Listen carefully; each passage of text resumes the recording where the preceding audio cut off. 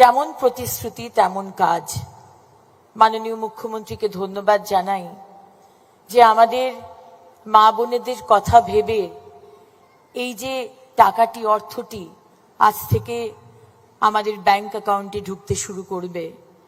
এটা শুধু একটি অর্থ নয়, এটা মহিলাদের জন্য, আমাদের জন্য একটা সুরক্ষা, একটা নিজের পায়ে দাঁড়ানো, এটার একটা প্রথম পদক্ষেপ। মাননীয় মুখ্যমন্ত্রী যে প্রতিশ্রুতি দিয়েছিলেন, প্রথম দিনে ক্যাবিনেটে পাশ করানো হয়েছিল যে আমাদের বোনেদের জন্য, আমাদের মা কাকিমা মাসিমাদের জন্য এই ৩,০০০ টাকার অন্নপূর্ণার যোজনা আমরা দেব।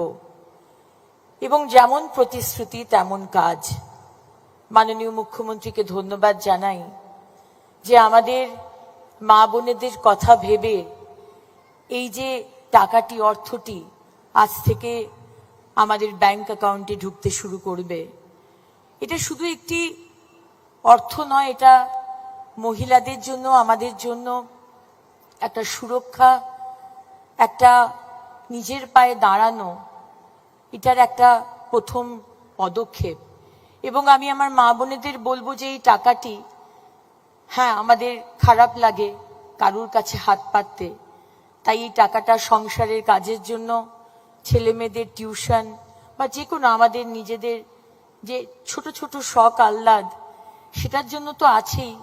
কিন্তু আমি বলবো যে ছোটখাটো করে একটা ব্যবসা শুরু করুন, যাতে আমরা শুধু একা নয়, আরো 10 জন মহিলাকে আমরা কাজ দিতে পারি। ছোট থেকেই শুরু হোক না। অনেক ধন্যবাদ জানাই মাননীয় মুখ্যমন্ত্রীকে যে আজকে পশ্চিমবঙ্গের মহিলাদের কথা তিনি সবসময় সবার আগে ভেবেছেন।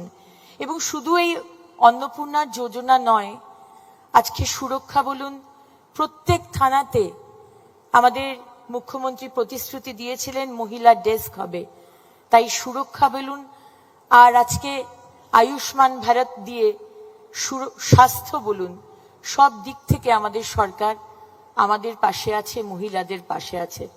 তাই অনেক ধন্যবাদ। আজকে প্রায় 12,000 মহিলা উত্তর 24 পরগনা, দক্ষিণ 24 পরগনা, কলকাতা, হাওড়া, হুগলি থেকে এসেছেন। আপনাদেরকে অনেক অনেক ধন্যবাদ। ভালো থাকবেন, সুস্থ থাকবেন। বন্দে মাতরম। জয় হিন্দ।